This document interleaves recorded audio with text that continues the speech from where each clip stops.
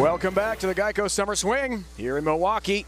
Aaron Lawrence, a 5-bagger, part of a 215-170 win over Michael Haugen Jr. to advance up the stepladder, bidding for his first ever PBA Tour title. Player of the Year race, Belmo from Australia, Parker Bowen III, a championship. In addition to a pair from Mika Koivuniemi and Scott Norton. What are your thoughts here on some big names in the PBA Tour? Well, Scott Norton and Mika Koivuniemi are the only two players that have won multiple titles. Scott's won both of them on U.S. soil. The son of PWBA Hall of Famer Virginia Norton. He's got it done nicely this season, but I think he's got to do a lot more to catch Belmonte for a couple of reasons. Belmonte #1 in average, #1 in points, and you saw the money list. Scott, the 2010-2011 PBA Rookie of the Year, captured his third career title, winning the Earl Anthony Players Championship. He's cashed in 10 of 11 events he's entered this year, as well as making 3 TV finals this season. We shall see who wins the Player of the Year race. I'm with you. Belmonte's going to be tough to displace there. You throw a U.S. Open title up there for Scott Norton, he's my #1. We've got much more coming up from Milwaukee. There's Jake Peters from Decatur, Illinois, looking for his first ever PBA Tour title, only 24 years old, against fellow youngster Aaron Lawrence. Stepladder action continues.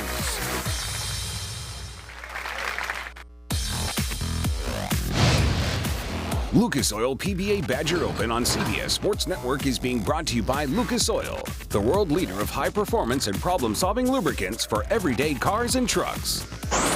By True Value, for tools, products, and expert advice for all your project needs. True Value. Start right, start here.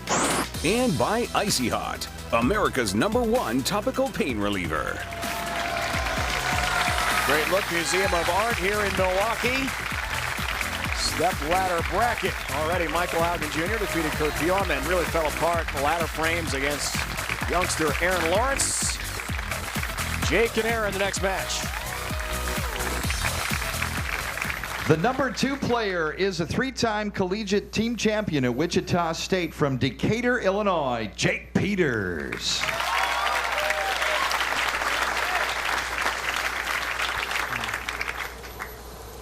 Two players going head-to-head to try to get one step closer to winning their first ever career title on the PBA Tour. Got to be special for these youngsters.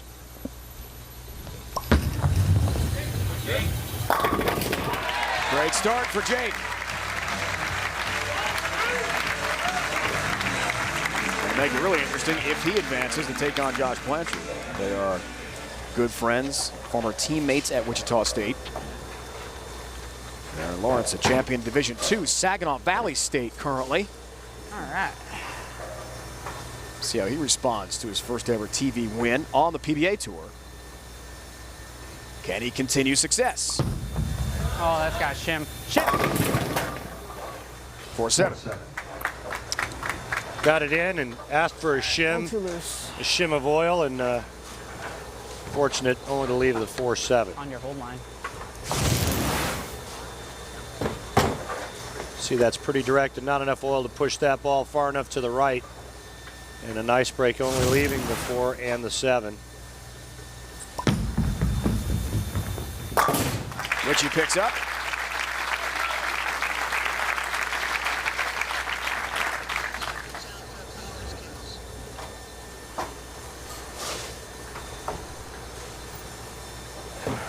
Making the grade. Not bad, huh? Aaron's success at Saginaw Valley State, as we talked about. Jake and Josh, former champions, All-Americans at Wichita State. Former teammates at Wichita State. Yeah, it's going to be dramatic if they face each other. All 10 down in the pit for Aaron.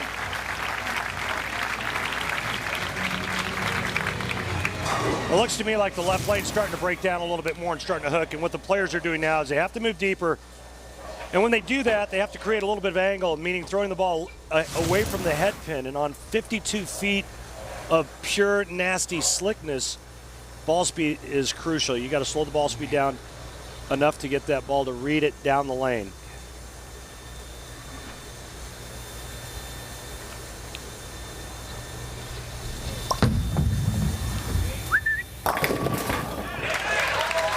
There goes a 7-pin late for Jake Peters. Well, Jake Peters has got a lot of experience on these long patterns. Take a look at that big high backswing. Really gets into that leg, that slide leg there at the bottom of the swing and catches a nice wally there. But he's bowled in an event in St. Louis the last 3 years called the InsideBowling.com Open. He won the inaugural event and finished runner-up the second year in 2012, and that's a 50-foot oil pattern. A lot of experience bowling on length. It shows there. Perfect shot into the 1-3 pocket for Jake. You and I called his championship of the Team Masters in 2006 in Orlando, as you reminded us yesterday. He's still got great memories of that. It's been a long time, of course, since that event, but a lot of success in college. Trying to continue that here on the PBA Tour for his first career win. He was only 17 years old back then. And for those of you tuning in for the first time today and watching these two players wondering, hey, who are these guys? This is the future of professional bowling. Two of the brightest up-and-comers that nobody's heard of yet, but you're going to hear a lot from these two young men.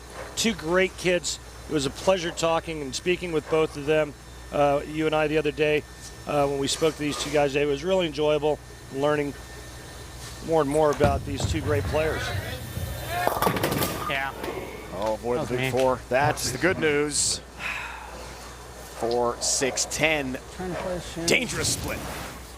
And you heard him say after he let go of it, or after this ball went through the nose, that it was all him. Even though it looked like he threw a pretty good shot, it just didn't react properly, went through the nose, and he paid for it.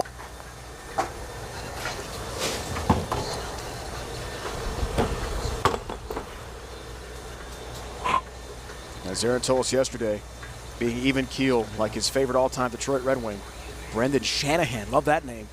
Legendary Red Wing. I've even heard of Brendan Shanahan. He was one of the all-time greats. See if you can do that. Jake gets help on number 7. Down it goes. Carrying all the light hits and just shredding racks with a ball that's fading into the pocket. It's pretty impressive. We asked Jake, how different will it be bowling on synthetic lanes compared to wood in the qualifying? I think the where we're going to play on the lane is going to be the same, but I really think the moves on the lane are going to be much different. I think it's going to be a fun challenge with the new bay, with the TV lights. I think it's going to be a lot of fun, and I think it's really going to be the person who can adapt the fastest and stay in the moment and really grind out the game is going to be the winner. Looking to increase his lead by 45 with another strike. Which he does.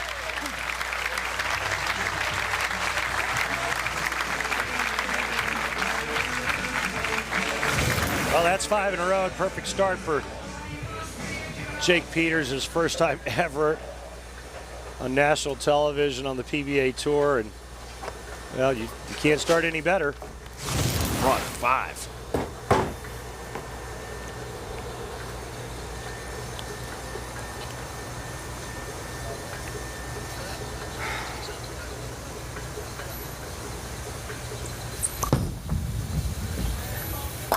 Aaron's response. All 10 down for him as well. A good response on the right lane, but what is he going to do in terms of adjustment on the left lane? And pretty much locked in, almost leaves a pocket 7-9. This is the big shot right here, though. He can cut the deficit down by 10, down to 35, but he's got to start stringing strikes, and he knows it. Looks for a double here. Last time on this lane, just had a 9-pin count. There it is. Back to back reduces the lead to 35 pins for Aaron. Well, this is a nice shot that he makes right here. The adjustment had to be perfect, and he throws a great shot, and all 10 go down. Now the question, can continue this hot streak as you take a look at his arsenal, throwing a Primal Rage.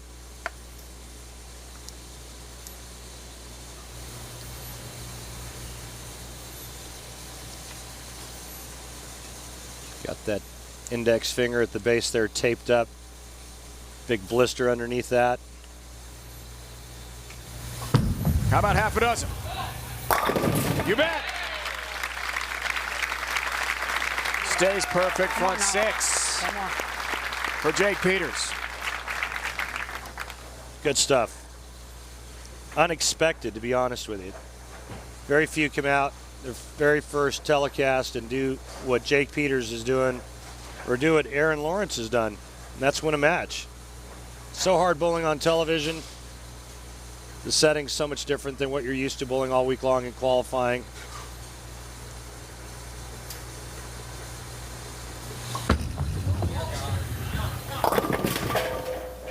Not seven. 7-pin count ends the long run. 2, 4, 8 still standing here. What happened? Got it just a pinch right, and looks like he clawed it at the bottom, just missed it just a hair at the bottom, and that ball scooted. And this is not the easiest of spares to shoot at. 2, 4, 8.